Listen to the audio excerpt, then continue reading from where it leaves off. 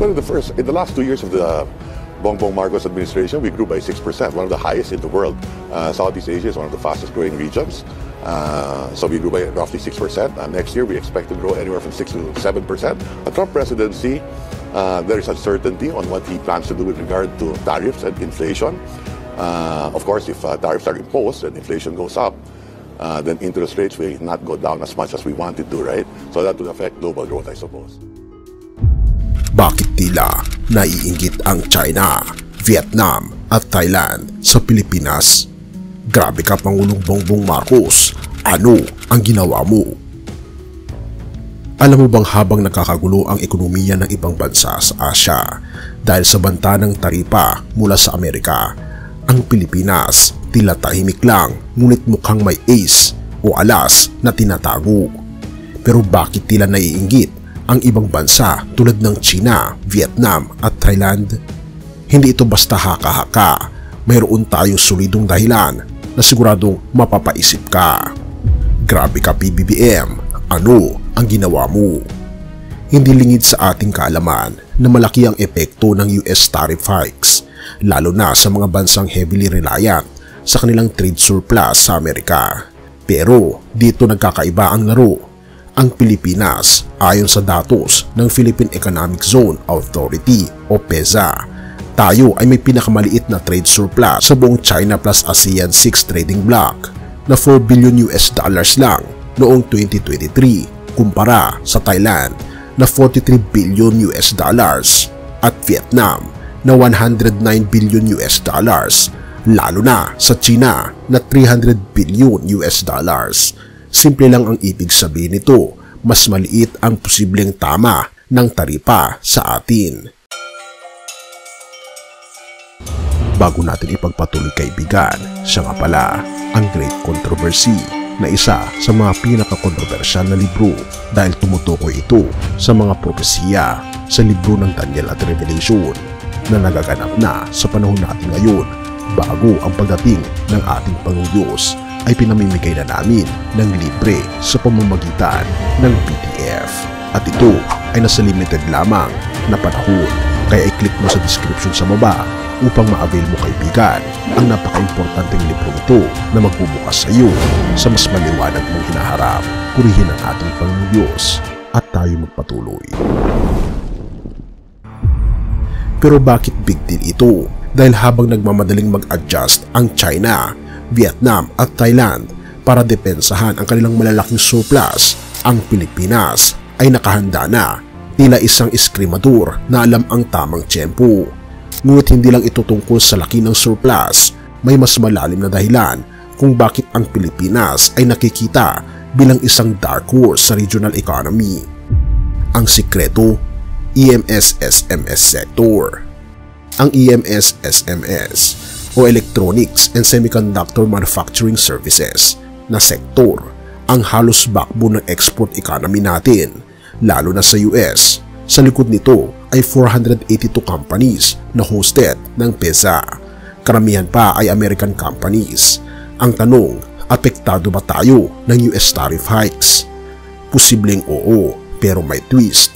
Sa likod ng tensyon, may nakikitang oportunidad ang Pilipinas maging cost-effective alternative para sa mga multinational corporations o MNCs na naghahanap ng mas mura pero kalidad na manufacturing site. Bakit tayo at bakit hindi sila? Ang America First policy ng US ay maaring naging hadlang sa ibang ASEAN economies. Pero sa kaso ng Pilipinas, nagbibigay ito ng unique advantage. Bakit? Dahil hindi tayo sobrang dependent sa surplus tulad ng iba at may flexibility tayong mag-adapt sa shifting global trade dynamics. Ngunit hindi lang yan ang dahilan kung bakit tila nag-aalab ang hinggit ng China, Vietnam at Thailand sa ating bansa. Habang ang ibang bansa ay abala sa damage control, ang Pilipinas ay tahimik na nagtatanim ng mas matibay na pundasyon. Nakikinabang tayo sa shifting trade routes at mga MNCs na dating nasa China, Vietnam at Mexico, na ito ay nagsisimulang makita ang potensyal ng ating bansa. Paano ito posible? Simple lang. PEZA at ang administrasyon ni Pangulong Bongbong Marcos Jr. ay nag-focus sa pagpapaganda ng mga economic zones, pagpapagaan ng investment processes, at pag-aalaga sa EMS-SMS sector. At dahil dito, sa halip na magpanik, ang Pilipinas ay tila nagiging safe haven para sa mga negosyante. Ngayon, naiintindihan mo na ba kaibigan kung bakit tila naiinggit sila? Sa gitna ng lahat ng ito, ang Pilipinas ay nagpapakita ng kakaibang resilience na hindi mo inaasahan. Therefore, habang ang China, Vietnam at Thailand ay abala sa kanilang trade surplus problems, ang Pilipinas ay tila pasimpleng umaarangkada sa bagong ekonomiyang nagbabago. Kaya ang tanong, hanggang kailan nila kayang panoorin ang Pilipinas na unti-unting lumalamang? Siguradong maraming mata ang nakatingin ngayon sa Pilipinas, pero hindi dahil mahina tayo, kundi dahil may ginagawa tayong kakaiba na nagiging modelo ng ibang bansa. Kaya ikaw kaibigan, ano sa tingin mo? Napapanahon na bang angkinin ng Pilipinas ang spotlight sa Asia? Grabe talaga. Pangulong Bongbong Marcos, ano ang ginawa mo? Purihin ang ating Panginoong Diyos sa kanyang kabutihan sa ating Pangulo at sa ating bansa. Mateo 5 verse 14-16. Kayo ang ilaw ng sanlibutan. Ang isang lungsod na nakatayo sa ibabaw ng burol ay hindi maitatago. Hindi rin pinagsisindihan ang isang ilawan upang ilagay sa ilalim ng takalan, kundi sa talagang lalagyan nito at nagbibigay liwanag sa lahat ng nasa bahay. Ganoon din ang inyong liwanag. Dapat itong magliwanag sa harap ng mga tao upang makita nila ang inyong mabubuting gawa at purihin ang inyong amang nasa langit. Ang Pilipinas ay tila isang ilaw sa gitna ng hamon sa pandaigdigang ekonomiya. Sa kabila ng mga balakid at banta, nagpapakita ito ng kahusayan at kahandaang mag-adapt, katulad ng binanggit sa Mateo 5 verse 14-16. Ang liwanag ng bansa ay hindi maitatago. Ang mga mabubuting hakbang at tamang pamamalakad ay patuloy na magbibigay liwanag sa ating mundo na nagpapakita ng pagkilos ng ating Panginoong Diyos sa likod ng ating tagumpay.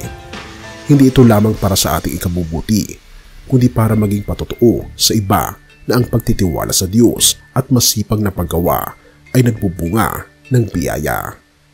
Purihin ang ating Panginoong Diyos at tayo manalangin. Ama naming Diyos na makapangyarihan sa lahat, salamat po sa liwanag na ibinibigay mo sa aming bansa sa kabila ng mga hamon at pagsubok sa pandaigdigang ekonomiya. Salamat po sa mga lider na iyong ginagamit upang mapanatili ang katatagan at kaunlaran ng aming bayan. Nawa'y patuloy niyo po kaming gabayan upang ang aming mga gawain ay maging liwanag na nagbibigay inspirasyon sa iba. O aming Panginoong Diyos, ipinapanalangin namin ang bawat isa na nakakanood at nakakarinig ng mensaheng ito. Nawa'y makita nila ang iyong kamay sa aming tagumpay at matuto silang magtiwala sa iyong plano.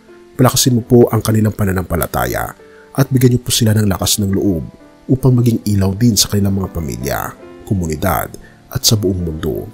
Itinataas po namin sa iyo ang aming bansa o aming Panginoong Diyos. Gawin niyo po kaming mga tunay na asin at ilaw ng sanlibutan, nagpapahayag ng iyong kalulatian sa lahat ng aspeto ng aming buhay. Salamat sa iyong walang hanggang pag-ibig at awa o aming Panginoong Diyos. At salamat sa pagdinig ng aming panalangin at patnubayan po kami at patawarin po kami sa lahat ng aming pagkukulang at pagkakasala sapagkat ito ang sabot hiling sa matamis na pangalan ng aming Panginoon Yesus. Amen.